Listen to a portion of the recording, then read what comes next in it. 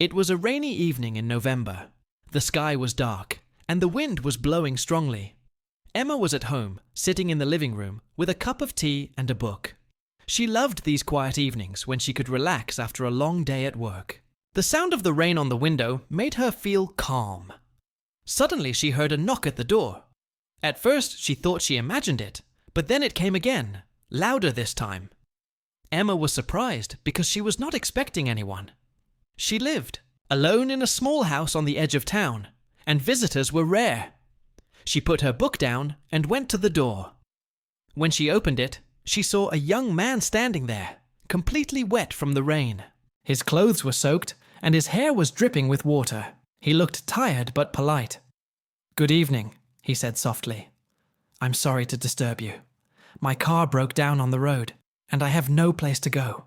Could I wait here until the rain stops?" Emma hesitated for a moment. She didn't usually invite strangers into her home, but the young man looked honest and harmless. She nodded and said, "Of course, come in." The man stepped inside, and Emma gave him a towel. He dried his hair and sat down on the sofa. "Thank you," he said. "My name is Daniel."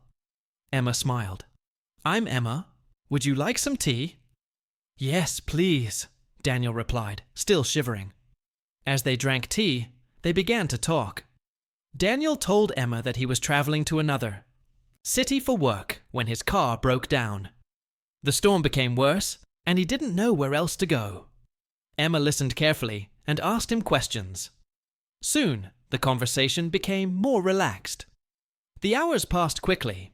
They spoke about books, music, and their favorite places. Emma was surprised at how easy it was to talk with Daniel. The rain outside continued, but inside the house, it was warm and full of laughter. When the storm finally stopped, Daniel looked at the clock and said, "I should probably go now. Thank you so much for your kindness. I will never forget this evening." Emma walked him to the door. She smiled and said, "Take care, and good luck with your car." As Daniel left, Emma closed the door and returned to her chair. The room felt quieter than before. She looked at her empty teacup and thought about the unexpected guest who had brought an unusual kind of warmth to her rainy evening.